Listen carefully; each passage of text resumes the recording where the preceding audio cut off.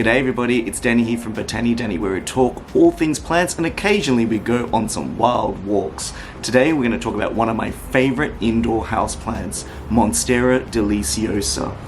We're going to be talking about why the leaves in this beautiful, large, Mexican-originated native plant develop holes as it gets bigger and larger and more luscious. Stay tuned!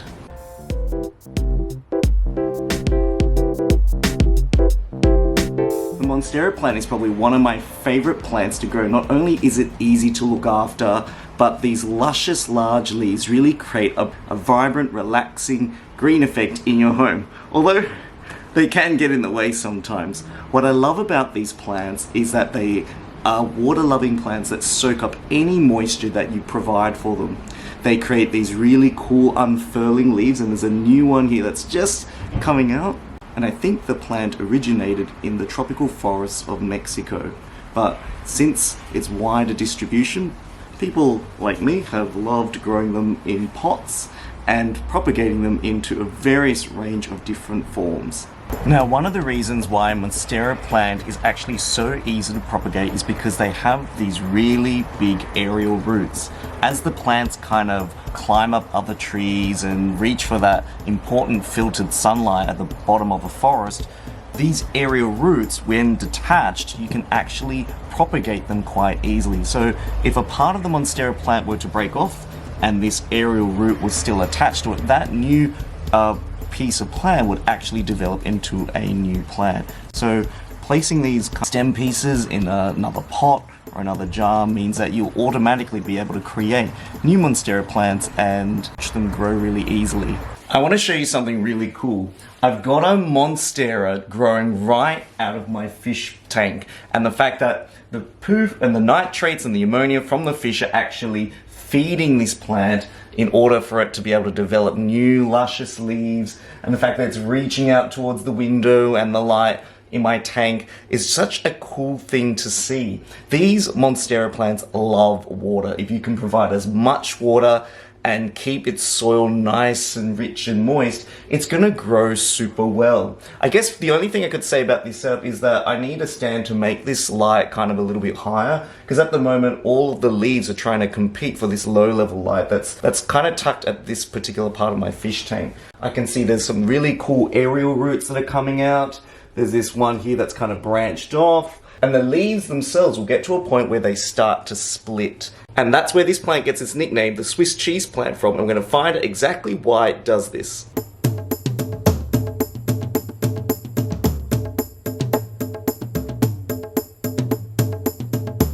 So let's get to the big question. Why do Monstera plant leaves start out like this and then get to a point where they start looking like this?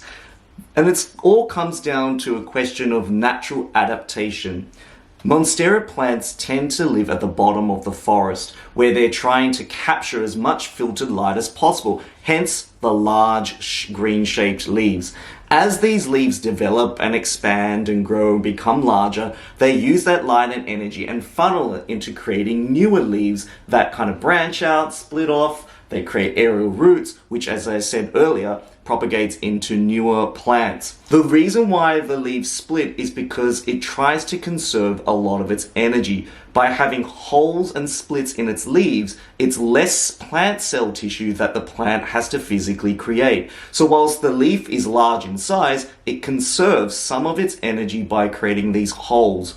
The other reason why it has these holes is that as the leaves at the top reach further and higher up into the canopy, these leaves, if they're all completely solid, will pretty much block out a lot of the light, creating shadows that stop the lower leaves at the bottom of the plant from getting enough light. So by having holes in its leaves, not only does it allow it to capture the light that it needs, but it allows some sunlight to pass through them to get to the lower leaves at the base of the plant. These plants know how to manipulate their plant cells in a way that allows it to survive at its optimum conditions. One thing you might have noticed is that these well-established Monstera leaves are much darker green color compared to these these newer unfurling Monstera leaves, and there's a clear reason for this. That's because these newer leaves have less chlorophyll, which is a pigment that gives it its green color. Because these new leaves are kind of establishing themselves, they're a lot thinner in terms of their layering and their texture, and the amount of pigment that's contained within these leaves are significantly less than the ones like this. When these leaves kind of have time to develop, unfurl, and build up their thickness, they'll look a lot more like this. They'll be filled to the brim full of this chlorophyll pigment, which kind of helps to stimulate and allow photosynthesis occur in the plant, which provides it with its energy and ability to produce new leaves. And once again, the world of plants continues to fascinate me. One of the things that has really intrigued me about Monstera leaves is the fact that the way that they develop their holes and their splits varies from plant to plant. In this particular leaf, you can see that the hole is developing in the middle of the leaf rather than on the edge. There's a lot of Monstera plants where the splits kind of develop as new leaves unfurl, the splits develop later on, but in this particular leaf, I'm so intrigued as to why it's starting in the center. Now, there's a couple of reasons why I think it does. I think that as rain kind of falls on this leaf, the water gets channeled down through the holes and drips into the base of the plant, allowing the plant to collect as much water as it can.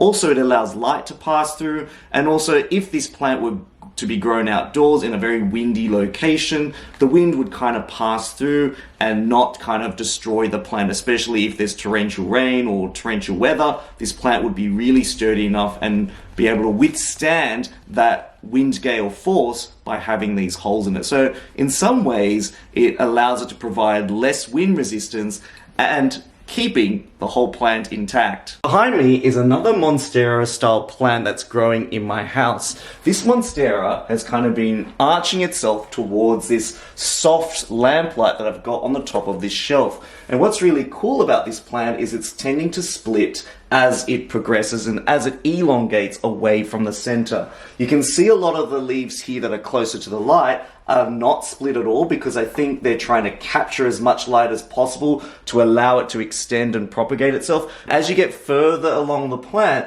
you'll see the leaves that are further away are beginning to split a lot more. This particular leaf only has one split, but then as you get further away from the stem of the plant, you've got two splits.